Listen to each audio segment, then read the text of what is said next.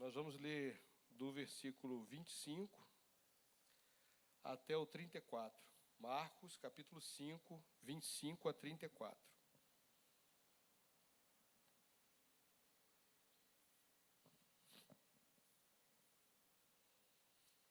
Com o coração cheio de reverência pelo Senhor, mas ainda assentados, vamos ler. Eu vou ler aqui, os irmãos acompanhem. A minha versão é Almeida, revista e atualizada, a sua pode estar um pouquinho diferente, mas acompanha aí. Diz assim: a cura de uma mulher enferma. Grande multidão seguia, comprimindo-o. Aconteceu que certa mulher, que havia 12 anos, vinha sofrendo de uma hemorragia, e muito padecera à mão de vários médicos, tendo despendido tudo quanto possuía, sem, contudo, nada aproveitar. Antes, pelo contrário, indo a pior. Tendo ouvido a fama de Jesus, vindo por trás dele, por entre a multidão, tocou-lhe a veste. Porque dizia, no seu íntimo, no seu coração: se eu apenas lhe tocar as vestes, ficarei curada.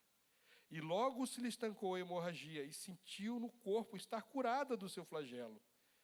Jesus, reconhecendo imediatamente que dele saíra poder, virando-se no meio da multidão, perguntou: quem me tocou nas vestes? Responderam-lhe os seus discípulos: vês que a multidão te aperta e dizes: quem me tocou? Ele, porém, olhava ao redor para ver quem fizera aquilo.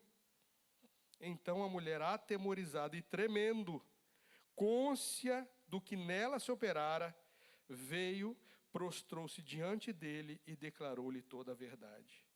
E ele lhe disse: filha, a tua fé te salvou. Vai-te em paz e fica livre do teu mal. Pai, nós te louvamos, nós te agradecemos. Pai, nós te agradecemos porque o Senhor é aquele que nos cura, Pai. Ainda antes de nós entendermos o que o Senhor quer fazer em nós. O Senhor é aquele que nos deu vida, estando nós ainda mortos em delitos e pecados. O Senhor é aquele que nos achou quando nós nem sabíamos que estávamos perdidos, de tão perdidos que estávamos, Pai. Senhor, agora nós te pedimos, recebe, Deus, a adoração do nosso coração. Senhor, recebe a atenção, Senhor, das nossas faculdades. Nós queremos dedicar o nosso tempo aqui, Senhor, a ouvir a Tua palavra. E por isso te pedimos, Pai, ministra, Pai, as nossas faculdades mentais, intelectuais. Converte, Senhor, o nosso saber, o nosso coração, a nossa mente, a Tua verdade. E Deus, abre-nos entendimento para que nós venhamos a entender a Tua palavra e entender o que o Senhor está fazendo conosco. Abençoa a Tua igreja, Senhor, que ela receba a Tua palavra. Em nome de Jesus te agradecemos, Pai. Amém. Meus amados, quando a gente lê esse relato aqui, a gente percebe um grande amor de Deus derramado por aquelas pessoas. Se você volta um pouquinho, volta lá no capítulo 4 de Marcos, faça isso em casa, depois quando você chegar, pega a sua Bíblia e vai dar uma mergulhada nessa maravilha. Quando você chega no capítulo 4, você volta ao capítulo 4, Jesus vem falando parábolas, revelando a sua mente, revelando o seu coração, revelando a sua pessoa através das parábolas. E aí quando chega no finalzinho do capítulo 4, Jesus acalma uma tempestade. Coisa que o ser humano não entende. Ele acalma uma tempestade, ele tinha comando sobre os elementos da natureza. Nós não entendemos. Irmãos, nós somos afligidos pela natureza às vezes, algumas vezes. Nós temos consciência de que a natureza às vezes ela nos aflige. Mas Jesus, ele tinha controle sobre a natureza. E ele acalma uma tempestade. Aí a gente avança, ele chega do outro lado, na outra margem, e o que ele encontra? No início do capítulo 5, um endemoniado. E esse mesmo Jesus, esse mesmo Deus que tinha poder sobre os elementos da natureza, que nos afligem às vezes, a gente descobre que Ele tem poder sobre todas as potestades espirituais. Porque Ele encontra o endemoniado e o demônio, o ser espiritual do mal que está ali, Ele declara que Jesus tinha poder. O que o Senhor vem nos incomodar? E Jesus expulsa, cura aquela pessoa, liberta aquela pessoa do poder do mal. Então nós temos aqui um Jesus que tem poder sobre os elementos, temos um Jesus que tem poder sobre o mundo espiritual, do qual muitos de nós aqui presentes nessa noite, por algum tempo tivemos medo de algum poder espiritual, que nós não tínhamos controle, não tínhamos entendimento. Hoje nós temos, sabemos que servimos a um Deus que controla tudo, tem poder sobre tudo e a tudo domina. E aí Ele vem e cura o endemoniado. Depois que Ele cura esse endemoniado, Ele continua na sua jornada e vem um principal da sinagoga, um homem poderoso, ter com Ele e fala: Jesus, Senhor, minha filhinha está à morte. Minha filha vai morrer. Vem, impõe as mãos sobre ela, para que ela seja salva e ela viverá. Irmãos, preste atenção. Nós temos aqui uma autoridade eclesiástica daquele tempo, daquela região. Não era uma pessoa qualquer, era uma pessoa que dominava a palavra, dominava os escritos, mas quando ele vê Jesus, diante daquela impossibilidade, daquele desespero de perder uma filha, ele chega e fala: Senhor, vem, tão somente põe a tua mão sobre a minha filha e ela viverá. Ele não fala: põe a tua mão sobre a minha filha para que de repente talvez ela seja curada. Ele fala com toda certeza: põe a tua mão porque ela viverá. Por que eu estou voltando? Eu comecei a falar sobre a mulher do fluxo de sangue. Por que eu estou voltando? Irmãos, eu quero que a gente entenda que aquela mulher, por qual motivo nós não sabemos, mas ela sabia quem é que estava ali. Ela sabia quem é que estava ali. Porque aquela velha frase que nós conhecemos: a tua fama o precede. Ou seja, eu não te conhecia pessoalmente, mas já ouvi falar muito bem a teu respeito. A fama de Jesus chegava antes dele. Então, quando ele chegava no lugar, as pessoas já sabiam quem é que estava ali. E quem tinha fé, gerada por Deus no coração, sabia que estavam diante de alguém que era poderoso, acima de qualquer expectativa e de qualquer compreensão do raciocínio lógico humano. Aquele homem poderoso demonstra toda a fé que nós precisamos para ter sucesso nessa vida. Entender quem é o Deus a quem nós servimos, conhecer o Jesus que diz que andaria conosco, estaria conosco, que nos prometeu o seu Espírito e nos enviou o seu Espírito. E esse homem tinha entendido isso. E é essa fé que nós precisamos. E aí, de repente, chega a partir do versículo 25, nós encontramos Jesus indo atender o pedido de Jairo, salvar a filhinha dele. E naquele caminho nós encontramos uma pessoa anônima.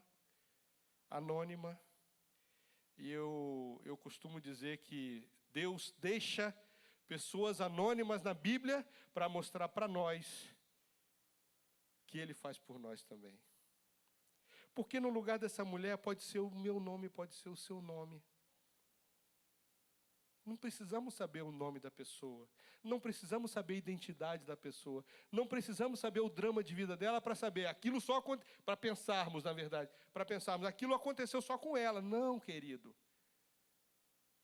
Pessoas anônimas, eu creio que Deus deixa anônimo para que a gente entenda que Ele faz por qualquer um de nós, até por mim mesmo. O que é necessário para que Deus faça o que nós precisamos? O que é necessário? Fé. Uma palavrinha pequenininha. Fé. Teve fé em Jairo? Sim. Teve fé naquela mulher? Sim. Ela precisou proclamar alguma coisa para ser curada? Não. Ela tão somente teve que tomar uma decisão a partir de um conhecimento que ela tinha. E nessa noite, eu quero perguntar a você: você tem conhecimento do Deus a quem você serve? Você sabe quem é o Deus que te chamou? E olha, por favor, não deixe essa palavra que está saindo da minha boca, guiada pelo Espírito Santo, direcionada para o teu coração, não deixe essa palavra cair no chão. Olha a pergunta que eu estou fazendo a você. Você sabe quem foi o Deus que te chamou? Essa palavra Deus significa que Deus te amou de tal maneira que Ele assumiu um compromisso contigo de andar com você, de andar com você, e intervir na tua vida, e dirigir os teus passos, e de cuidar de você, e de amar você. Não deixa essa palavra cair no chão, pega para o teu coração. Deus, o Deus que criou todas as coisas, o Deus que enviou o seu Filho, o Deus que amou você quando você ainda não era merecedor, o Deus que conheceu você quando nem você ainda se conhecia. Esse Deus, Ele fez um acordo contigo, o mesmo que Ele fez com Abraão. Anda na minha presença e ser perfeito. Anda na minha presença e ser perfeito. Eu costumo dizer, os irmãos que frequentam aqui já me ouviu dizer isso. O mais legal, o mais gostoso de uma viagem não é o destino, não é o lugar para onde você vai, é o trajeto. A gente costuma viajar de carro pelo Brasil inteiro. Eu, minha esposa e a família da minha esposa. A gente viaja em comboio, 4, 5 carros. Irmãos, o trajeto é maravilhoso. A gente tem uns radinhos que eu comprei na Casa e Vídeo. E cada carro fica com um radinho daquele. A gente vai conversando durante a viagem. Quando alguém precisa, que a gente leva um pessoal assim de mais idade, a avó da minha esposa vai, o avô vai. Aí de vez em quando precisa parar para ir ao banheiro. Aí, pessoal, todo mundo parando no próximo posto, a gente para. Então, fica uma viagem agradável, gostosa, a gente brinca e tal. E é gostoso viajar assim. E aí eu faço uma comparação da nossa trajetória nessa terra. O gostoso, irmãos, dessa trajetória, quando você entende o Deus a quem você serve, quando você entende o Deus a quem você serve, você percebe que cada passo que você dá, e se aparecer uma pedra no caminho, aquela pedra Deus colocou para que você superasse um obstáculo e crescesse. Vivesse o melhor de Deus, o melhor da viagem, não é o destino. Obviamente, irmãos, o nosso destino é maravilhoso. É maravilhoso, mas vivendo a nossa humanidade tão limitada, tão difícil, a gente descobre que a gente tem um Deus que nos guia, que anda com a gente, que nos cura, que ministra, que cura as nossas doenças, não só físicas, como foi dessa mulher.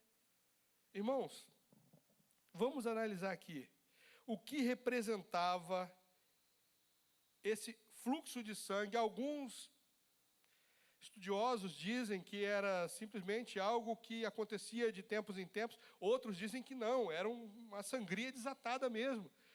Irmãos, não vem ao caso se era esporádico ou era constante. A uma coisa a gente chega à conclusão. Qualquer um que entende um mínimo de biologia sabe, aquela mulher não tinha uma vida normal. Quem fica perdendo sangue o tempo todo fica o quê? Fraco. Anêmico, fraco, doente, suscetível a doenças. É uma porta aberta para qualquer doença. Você fica fraco. Então, olhando por esse aspecto, pela biologia, essa mulher, ela tinha problema nessa área. Outra área, todo mundo sabe, lá em Levítico 15, 19, fala sobre aquelas questões da impureza. A mulher, quando estava nos seus dias, ela era considerada impura. E tudo que ela tocasse ficava impuro. E o marido, se tocasse nela, ficava impuro. A roupa que ela vestia era impura. Tudo ao redor dela ficava impuro. E ela precisava, depois de passar daquele período, fazer um ritual de purificação. Então vamos trazer para essa mulher, ela estava 12 anos, irmãos, considerada impura. O que isso representa? Ela não poderia ir ao templo, ela não poderia se relacionar com pessoas, ela, quando tocava em qualquer coisa, ficava impura, a roupa que ela vestia era impura, a cadeira que ela sentava era impura, a cama que ela dormia era impura, tudo na vida dela era impureza, sem que ela tivesse culpa daquilo. Talvez ela não tivesse sido a causadora, ela não tivesse sido a causadora daquilo. Talvez fosse uma doença natural, algo que surgiu. Ela não tinha controle sobre aquilo e ela pagava por aquilo. Então ela tinha um problema sério de quê? Falei aqui da impureza. Ela não podia se relacionar com pessoas. Então ela tinha um problema crônico de solidão. Porque ela não podia se relacionar. Ela tinha problema de solidão. As pessoas que ela tocava, quem podia abraçar ela, não abraçava porque ela era impura. E se ela enganasse as pessoas e não dissesse que ela estava impura e tivesse uma vida normal, ela estaria se martirizando interiormente porque ela estaria mentindo. E na consciência dela, ela sabia que ela estava tornando outras pessoas impuras para não se expor. Para qualquer lado que nós olharmos, irmãos, aquela mulher vivia um tormento psicológico seríssimo. Não era pouca coisa. Ela vivia um tormento físico seríssimo. Ela vivia uma fragilidade física que ela não tinha paz na vida dela. Aí a gente olha para o outro lado. Por que ela não fez algo por si mesma? A palavra diz que ela fez. Ela já tinha, versículo 26, muito padecera na mão de vários médicos, tendo despendido, olha só, tendo despendido tudo quanto ela possuía. Fora todo esse problema que eu falei, a mulher ainda tinha ficado pobre. Não sei se ela tinha sido rica um dia, mas tudo que ela tinha, a palavra de Deus diz que tudo que ela possuía, ela gastou com os médicos. E o resultado? Nada, sem contudo, versículo 26, o final, sem contudo, nada aproveitar. Antes, pelo contrário, piorando cada dia mais. Ela vivia esse drama pessoal, gastou todo o dinheiro e estava numa situação de desesperança crônica. E, à vista de nós humanos, irreversível. Porque nós temos esse problema sério. De quando estamos vivendo um problema, a gente parece que, minha vida acabou, o mundo acabou, daqui eu não saio, não tem solução para a minha vida. E daqui a pouco Deus nos surpreende, manda um socorro, um alívio, tira a gente daquela situação. Se daqui a pouco, daqui a um ano, a gente estiver na mesma situação, a gente vai repetir a mesma ladainha, dizendo que a nossa vida acabou. Oh, quão miserável eu sou, acontece sempre comigo, é só comigo. Não! Quando você passar por uma dificuldade, entenda uma coisa. Tem um Deus na tua vida. E você precisa ter fé para acreditar nisso. Senão vai parecer que você veio aqui nessa igreja para ouvir um pastor tentar fazer uma pregação de autoconvencimento. Não é isso. É uma pregação de esclarecimento de que fé produz resultado. E Deus é aquele que te ama a ponto de resolver todos os teus problemas. Desde que você esteja fazendo o quê? Seguindo aquilo que Ele mandou você fazer. Anda na minha presença e ser perfeito. Porque até no caso de você passar por uma dificuldade muito grande, irmãos, até nesse caso, você vai passar com o coração cheio de alegria. Porque a tua esperança não vai estar nessa vida. A tua esperança não vai estar em ter um corpo perfeito.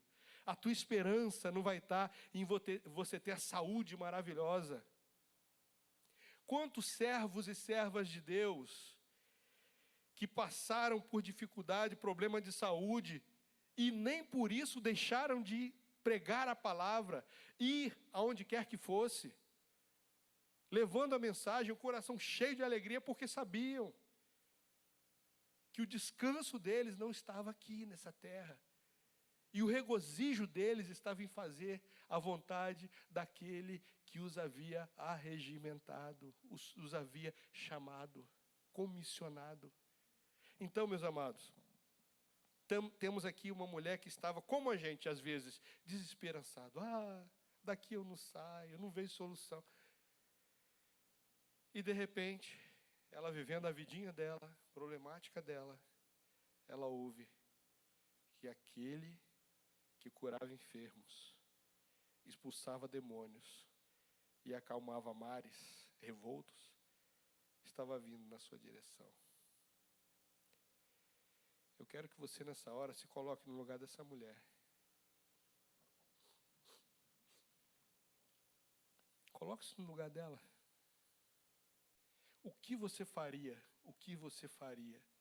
se você tivesse a chance de ter uma entrevista com alguém que você sabe que pode te levar ao próximo nível da tua vida?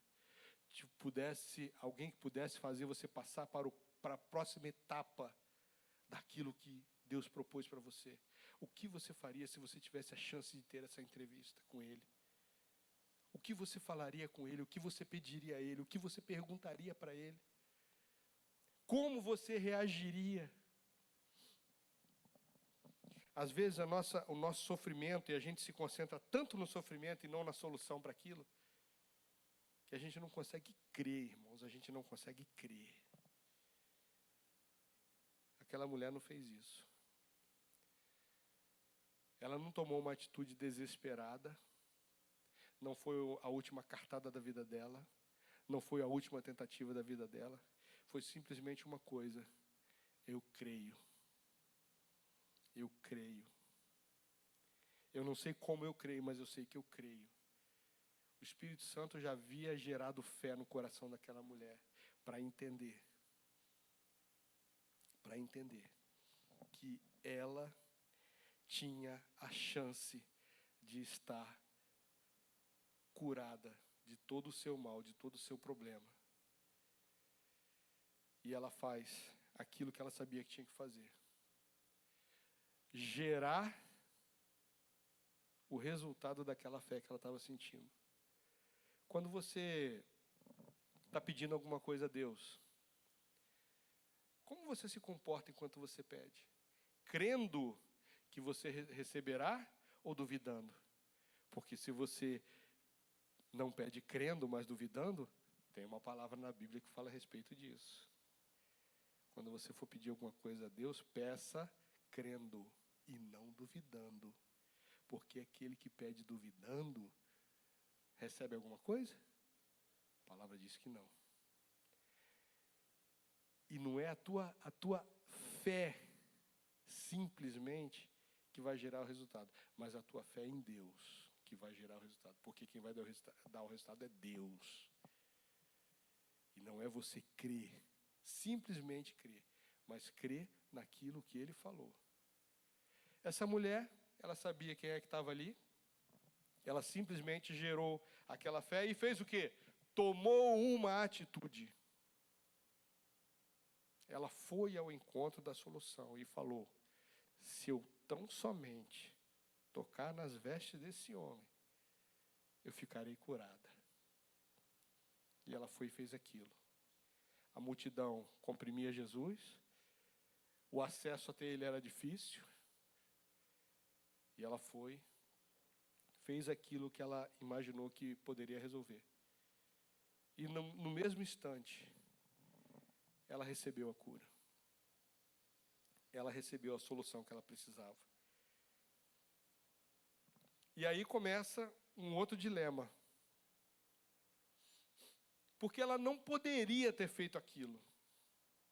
Lembra que nós falamos aqui da impureza? Ela não podia tocar em nada, nem em ninguém, e ela vai e toca em Jesus.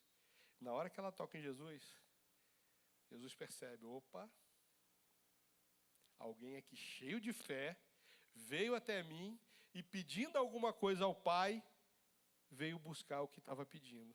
E o Pai atendeu. Jesus disse, eu senti que de mim saiu virtude. Eu senti que o meu Pai atendeu alguém aqui agora. E eu quero conhecer essa pessoa. Jesus fala, eu quero conhecer essa pessoa. Quem foi? Quem de vocês tocou em mim aqui agora? Quem me tocou? Quem foi essa pessoa? Eu quero conhecer. Se apresenta. E aí ficou aquele... Não, mas não tem como a gente saber, não. Peraí, todo mundo em volta aí. O senhor foi tocado por todo mundo. Não, mas não é todo mundo, é uma pessoa. Com a motivação certa, entendendo quem eu sou, entendendo quem é Deus, entendendo o que nós podemos fazer com quem tem fé. É essa pessoa que eu quero saber quem é. E ela, preocupada, ela não sabia qual seria o resultado daquele encontro, porque ela era impura, ela sabia disso. Ela conhecia a lei, ela conhecia o que Levítico fala sobre isso, a questão da impureza. E ela se ajoelha na presença de Jesus, se prostra e fala, fui eu. O resultado disso é o que eu comecei a falar. O amor de Deus. Logo no início eu falei sobre o amor de Deus. Ele ama você. Ele ama cada um de nós. Ele ama nos ver felizes e abençoados, plenos da sua presença e cheios da sua vida, restaurados, curados, novamente, plenos. Ele ama nos fazer bem. E ele vai e fala para ela. Versículo 33. Então a mulher, atemorizada e tremendo, cônscia de que nela se operara, veio, prostrou-se diante dele e declarou-lhe toda a verdade. E ele lhe disse, filha, olha que amor nessa expressão, filha, a tua fé te salvou, vai-te em paz e fica livre do teu mal. Irmãos, foi a porta de uma cadeia que se abriu. O terror psicológico que aquela mulher viveu, a ausência de pessoas amadas à sua volta, a ausência de comunhão, essa comunhão que eu falei logo no início, que nós experienciamos ontem, na comunhão da igreja, no partir do pão, lá ontem. Essa vida em comunidade, em comunhão, em regozijo dos filhos de Deus, ela teria de volta, ela teria de novo, ela teria acesso ao templo de novo, ela poderia levar a sua oferta de amor a Deus ali. A porta daquela cadeia que ela viveu se abriu. O dilema diário que ela vivia acabou. E ela estava livre. E Jesus fala, vai, filha, vai, a tua fé te salvou. Fica livre do teu mal, de todo mal. Para encerrar essa mensagem, irmãos, essa confissão dela, a gente tira 3 lições. Primeiro, Jesus é a esperança para os desesperançados. Presta atenção, eu não falei Jesus é a esperança para os desesperados, não. Jesus é a esperança para os desesperançados. Aquele que no íntimo do coração já não consegue mais crer, porque doeu demais. O trauma foi grande demais e não consegue mais crer. Lamentações de Jeremias vem fazendo uma narrativa. Todo o drama pessoal que ele vivera, chega um momento que ele fala, quero trazer à memória aquilo que me pode dar esperança. E se você já fez um estudo detalhado nessa passagem, você vai ver que depois que ele faz essa transição, quero trazer à memória aquilo que me pode dar esperança. Quando ele continua, é só vitória, irmãos.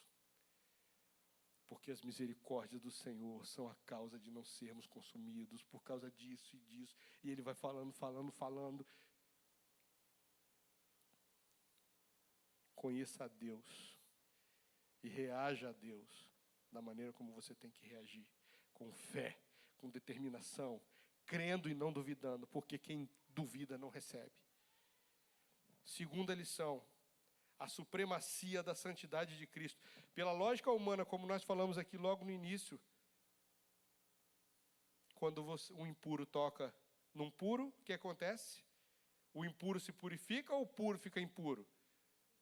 O puro vai ficar impuro.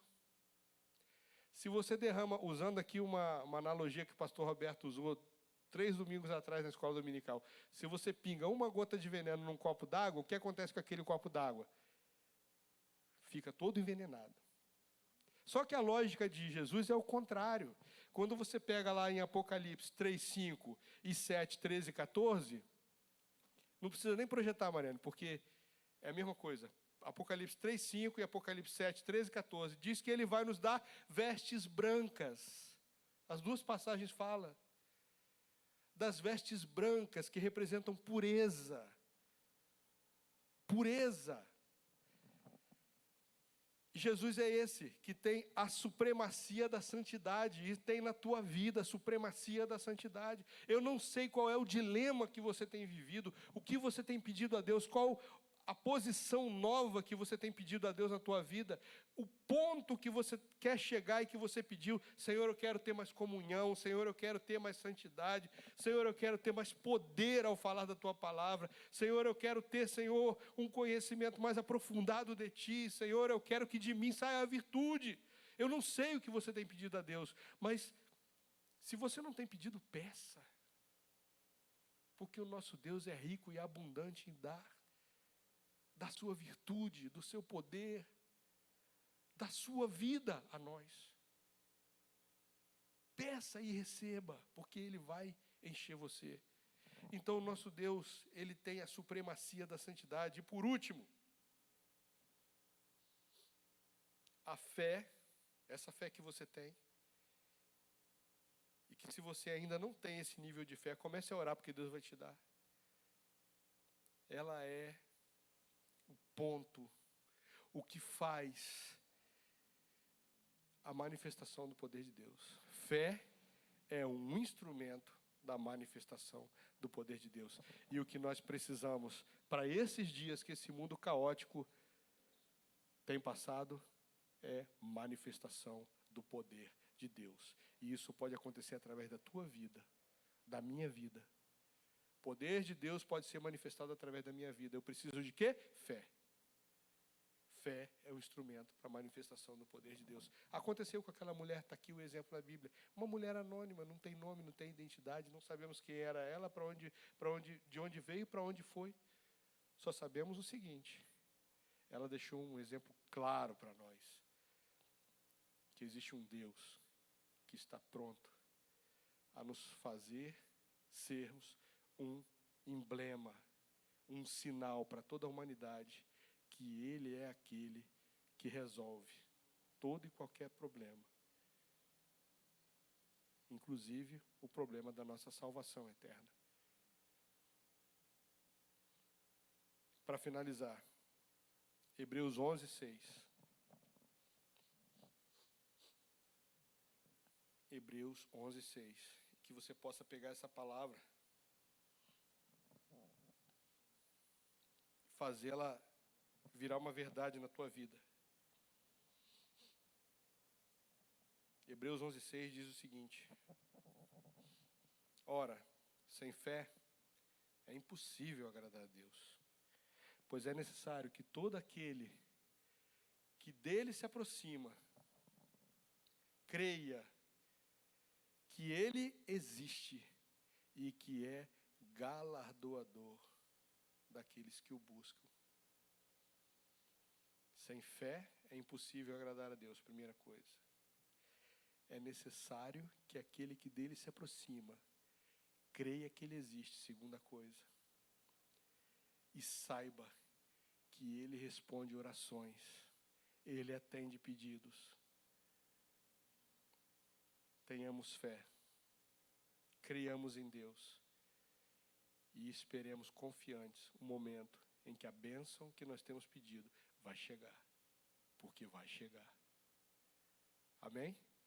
Gostaria de pedir a você que ficasse de pé, chamar o pastor Roberto, vai estar nos conduzindo a ministração.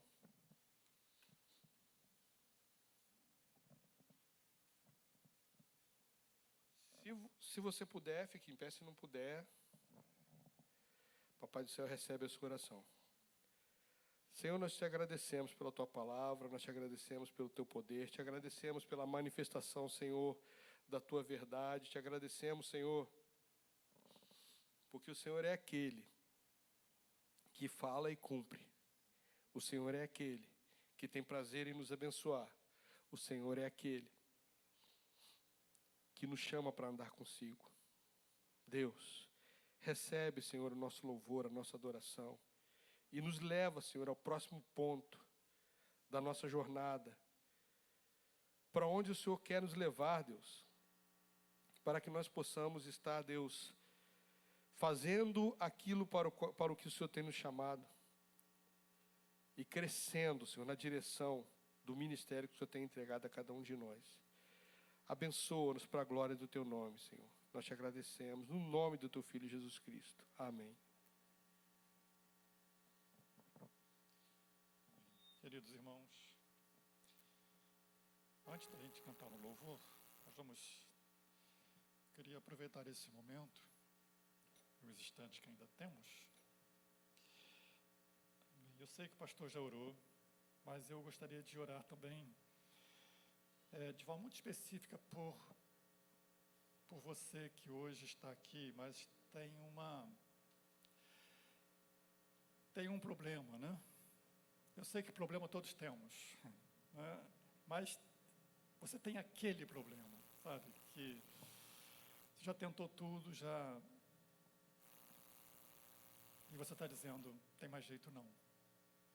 Tem mais jeito não. É esse problema que eu queria orar por você. Não sei se você está aqui. Mas se estiver, eu queria te chamar aqui e orar com você.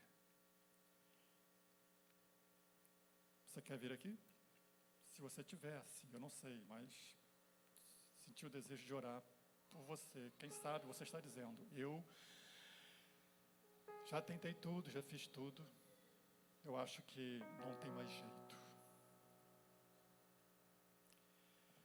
Mas a palavra de Deus, ela nos diz, acheguemo-nos confiantemente junto ao trono da graça. Há um trono de graça, de favor. De favor. O convite é acheguemo-nos confiantemente junto ao trono da graça, a fim de recebermos socorro em ocasião oportuna. Então eu queria orar por esses irmãos que estão aqui. Queria pedir também que você estivesse orando por eles. Se você desejar erguer as suas mãos, queria chamar o pastor Gaviona, está aqui também orando, impondo as mãos sobre essas vidas. Eu não sei qual é o problema, não sei qual é. Não importa, Deus sabe. Deus sabe. O Deus diante de quem estamos conhece. Olha aqui, irmão, pastor Gaviona.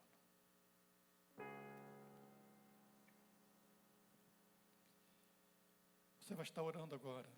Ore agora.